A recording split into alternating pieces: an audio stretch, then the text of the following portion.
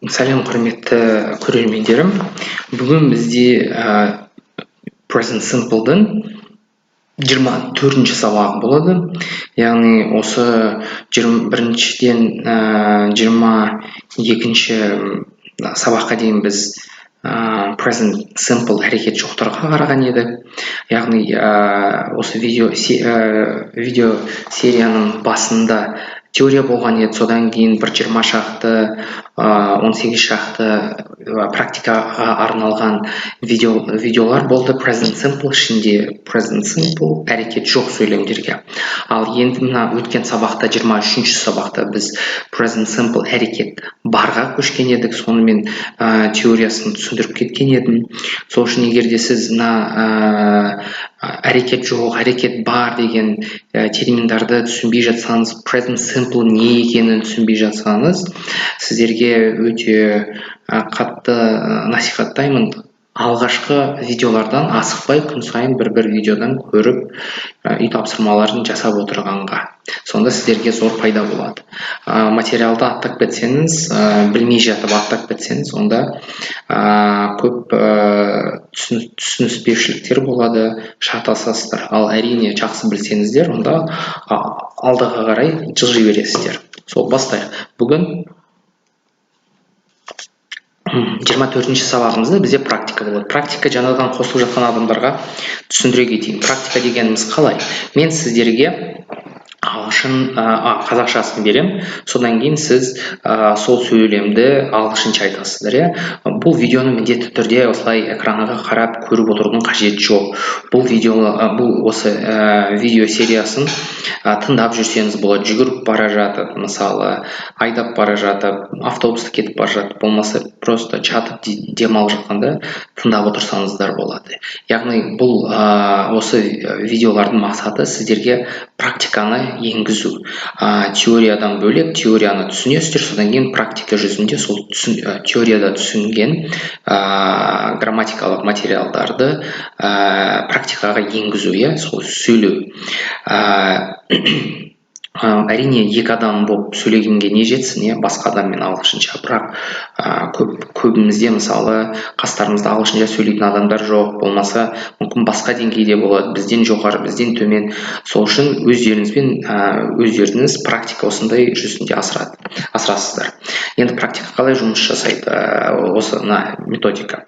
Бұл жерде сіздер тыңдайсыздар мені, мен қазақша жаңағы сөйлем айтамын. Мысалы, мен тамақ жеймін. Енді мен тамақ жеймді, сіз ағылшыншаға аударасыздар. Айтасыздар, мен тамақ жеймін. Енді тамақ тура ретімен тура солай аудармаймыз. Себебі ағылшын тілінде бастауыш бар, етістік бар, содан кейін сол бастауыш өзгерткен не бар? Object бар, сол етістіктен кейін келеді. Сонда мен тамақ жеймін, eat болмайды, eat етістік келеді, айдан кейін eat food, мен тамақ жеймін, eat food. Көрдіңіз бе? Солай ойланасыз да, айтасыз. Мен сіздерге қазақшасын айтқан соң 3 секунд берем, ойластырып, соны дауыстап айтыңыздар. Болмаса бір дауыстап айта алмасаңыз, ішіңізден айтыңыз. Eat food деп ішіңізден айтасыз. Содан кейін менің жауабым мен сіздің жауабыңызды салыстырасыз. Қате болса қатесін жөндейсіз, дұрыс болса онда өзіңізді арқаңыздан түртіп қоясыз да, ары қарай жылжи береміз. Сол бастайық.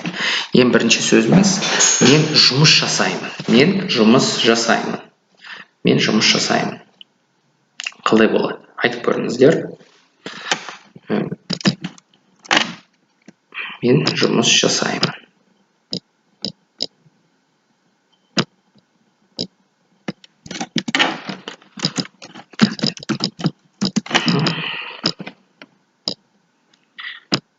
Мен жұмыс жасаймын. Қалай болады? Дұрысы.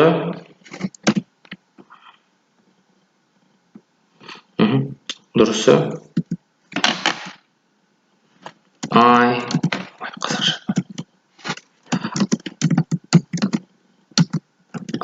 Work болады. Work. Мен жұмыс жасаймын. Енді ол жұмыс жасайды, яғни ер адам қалай болады? Ол жұмыс жасайды. Ол жұмыс жасайды. Ол жұмыс жасайды. Ер адам.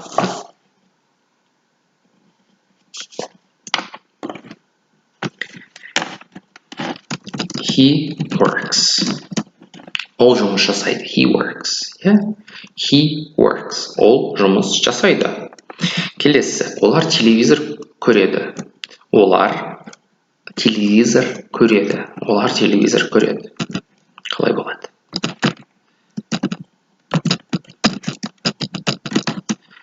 Олар телевизор көреді. They watch TV. They watch TV. They watch TV. Television деп айтсаңыз болады, қысқартып, оны TV деп айтсаңыз да болады. Әдетте көбінесе TV келеді. Сонда they watch TV. Айтып көрдіңіздер, қайталап отырамыз. Ол әйел адам, ол телевизор көреді. Ол телевизор көреді. Дәл қазір емес, себебі бұл present simple. Present simple'ды біз әдеттерге қолданамыз көбінесе. Әдеттер. Ол телевизор көреді. Әйел адам, айтып көрдіңіздер, дауыстап айтыңыздар, мүмкіндік болса. Енді мен жазайын. Қазір айтам. She watches TV. She watches TV. Ол телевизор көреді. Келесі. Сен паркта жүресің. Сен паркта жүресің. Сен. Айтып көріңіздер.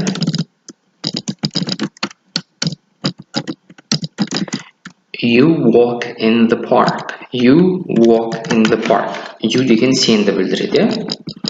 You деген сенді білдіреді. Енді келесі. Сендер паркта жүресіңдер. Сендер паркта жүресіңдер.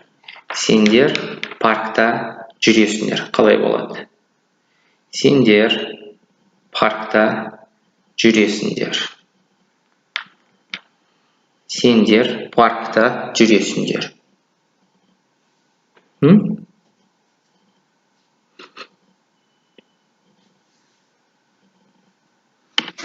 Сендер паркта жүресіңдер.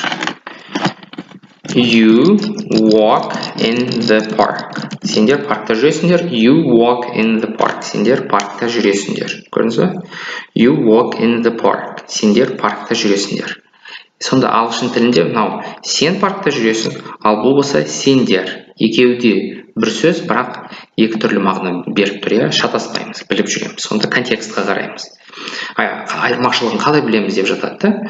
Мысалы, мен you walk in the park деп мен бір адамға көрсетемін. Мысалы, мақсат you walk in the park. Мақсат сен паркта жүресің. Ал енді сендер паркта жүресіңдер деп айтқанда мен көпшілік түрде мысалы Мақсат, Жаныбек, Ербол, Айдар you walk in the park деп осы бірнеше адамға қараймын. Болмаса саусағыммен көрсетемін. Болмаса адамдардың аттарын айтып шығамын. Сол контекст болады. Ал былай өзі екі сөйлеммен салыстырсақ екеуі бірдей. Айырмашылығын білмейсіз. Айырмашылығын тек қана контекстқа қарағанда ғана біле аламыз. Біз күтеміз. Біз автобусты күтеміз. Қалай болады? Біз автобусты күтеміз. Біз автобусты күтеміз. Айтып көріңіздер. Окей, жауабы we wait for the bus. We wait for the bus. We wait for the bus. Біз автобусты күтеміз. Сонда wait for ол автобус бір нәрсені күту. Wait. Тек қана әдетте транспортқа wait for деп келіп жатады. Wait for. Келесі. Ол күтеді. Яғни зат болмаса бір жануар. Мысалы, ит күтіп жатыр ғой, сіз күн сайын күтіп тұрады. Тамақ бергенсіз. Ол күтеді. Қалай болады? Мысалы, мысық тамағын күтеді. Ол күтеді. It waits болады. It waits. Бір затқа болмаса бір жануарға. Келесі сөйлеміміз. Мен қайшыны қолданамын. Мен қайшыны қолданамын. Қалай болады? Мен қайшыны қолданамын.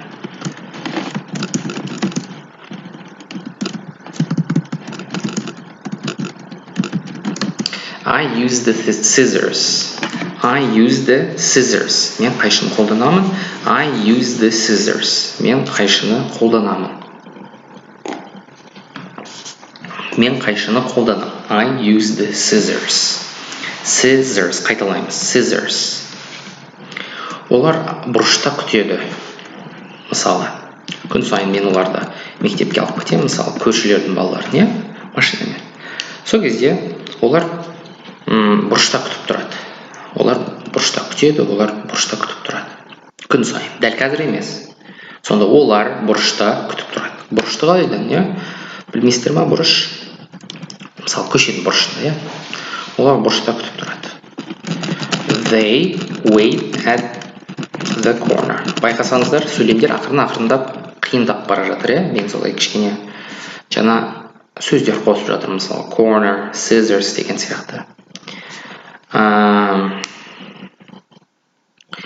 So they wait at the corner. Қайталаңыздар. They wait at the corner, иә? Келесі сөйлем.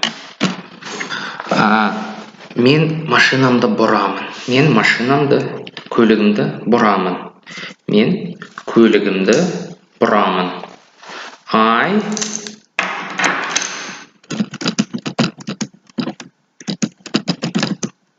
I turn my car. Yeah? I turn my car. Енді мысалы әйел адам, ол пилот, ол шақты бұрады. Қалай болады? Ол шақты бұрады. Ол шақты бұрады. Ол, яғни әйел адам, шақты бұрады. She, айтып көріңіздер, мен ешнәрсе айтпай тұрғанда, иә? She turns the airplane. She turns the airplane. Ол бұрып кетті. Шақты бұрып кетті. She turns the airplane. Келесі. Мен Түркияға саяхаттаймын. Мысалы, әдет, жыл сайын барып тұрамын. Демаламын ба, мүмкін сауда үшін ба. Мен Түркияға саяхаттаймын. Қалай болады? I travel to Turkey. I travel to Turkey. Мен Түркияға саяхаттаймын. Ол, яғни ер адам. Ол Түркияға саяхаттайды. Ол Түркияға саяхаттайды.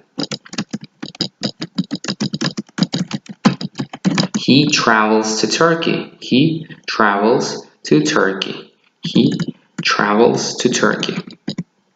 Okay? Келесі, сен мұғаліммен сөйлесесің. Сен мұғаліммен сөйлесесің. Сен мұғаліммен сөйлесесің. Айтып көріңіздер.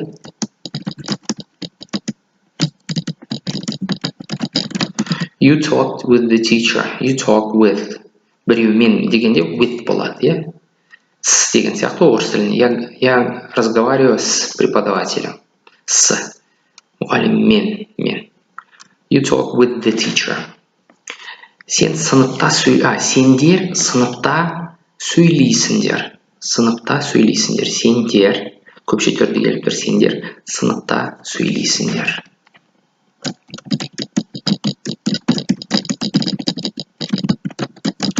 You talk in the classroom. You talk in the classroom. Сендер класста сөйлейсіңдер.